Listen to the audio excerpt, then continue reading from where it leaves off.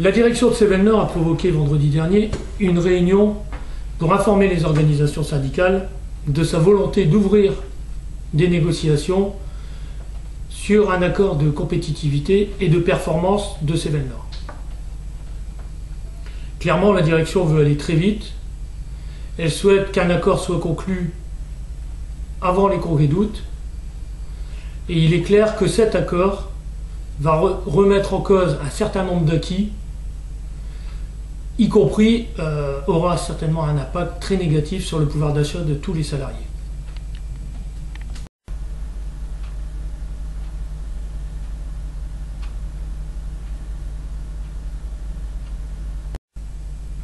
Ce que nous avons appris vendredi dernier lors de cette réunion, c'est Patrick Labillois, le directeur du site, qui nous a indiqué qu'il n'y aurait pas de partenaire, en tout cas pas tel que nous connaissons aujourd'hui sur le site de Sevel-Nord, avec 50% Fiat, 50% PSA, mais qu'il s'agirait d'un accord entre un constructeur et PSA. Le constructeur deviendrait client de PSA et il achèterait des lots de véhicules utilitaires à PSA.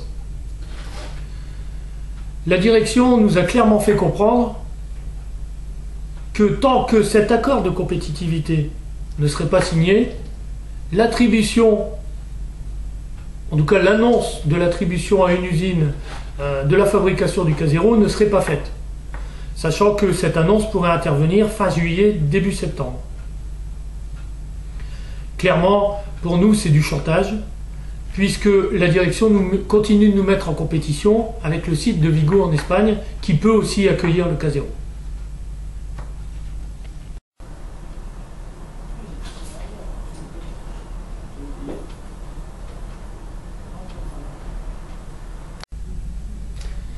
Aujourd'hui, clairement, ce que veut la direction, c'est demander des nouveaux sacrifices aux salariés qui en ont déjà fait beaucoup. Elle veut négocier la mobilité une nouvelle fois et elle va demander aux salariés, à des centaines de salariés, de partir dans des usines de la métallurgie ou autres, dans le Nord-Pas-de-Calais. Elle est d'ailleurs en discussion avec le Pôle emploi pour cela. Elle va demander également une partie flexibilité et là, elle souhaite revoir un certain nombre de choses comme le montage et le démontage des équipes. On peut donc imaginer que demain, une équipe ou du matin ou de l'après-midi pourrait être supprimée. Il faudra voir. Elle souhaite instaurer des horaires à la carte, l'overtime, le chômage partiel par rotation, et revoir les modalités d'acquisition et de consommation des jours RTT. Au travers de cela, elle souhaite également remettre en cause l'ensemble des accords de Sevel-Nord, et notamment les accords d'intéressement et de participation. Et tout cela aussi afin de maîtriser la masse salariale, et donc évidemment les salaires. Et même si la firme ne pas vouloir baisser les salaires, on a bien eu le sentiment qu'elle n'allait pas les augmenter ou qu'elle n'allait plus les augmenter. Et évidemment, on peut toujours dire qu'il y a des négociations obligatoires annuelles, mais lors de ces négociations obligatoires annuelles, il est probable que dans les années à venir, la direction nous dise qu'il n'y a rien à donner. Et ça, c'est pas acceptable.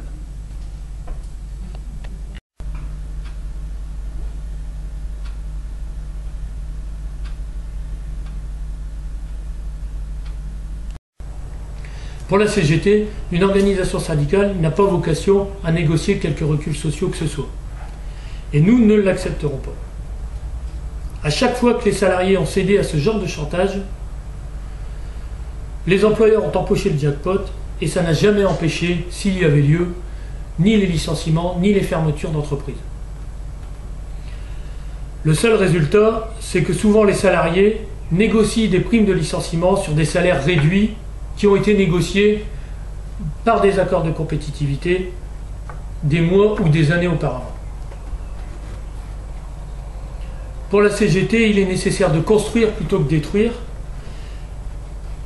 Et il nous faut avant toute chose, connaître un certain nombre d'éléments sur la fin du partenariat avec Fiat, puisque nous fabriquons toujours 20% de Scudo, et il nous faut savoir si nous continuerons de fabriquer les Scudo demain et pour combien de temps. Il nous faut également avoir les éléments sur les négociations qui ont lieu entre PSA et le constructeur pour savoir, pour connaître les volumes qui seront à construire,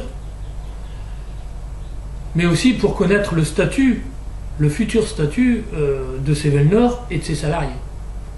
Puisqu'évidemment, la joint aventure se terminant avec Fiat, le statut des salariés de Sevel Nord va évoluer, voire changer. Et enfin, la question la plus importante, c'est évidemment où sera fabriqué le K0. Et là, il est indispensable que nous exigions qu'il soit fabriqué sur le site de Sevel Nord, puisqu'il en va de 2500 salariés pour Sevel Nord, mais au-delà, pratiquement 10 000 salariés sur le Nord-Pas-de-Calais qui sont menacés si Sevel Nord venait à fermer.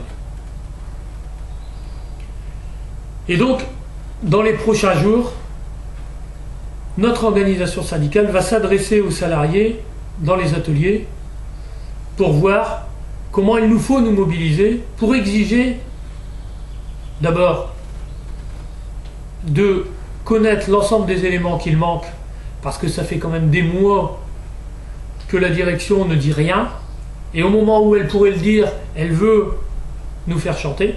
Ça, c'est pas acceptable.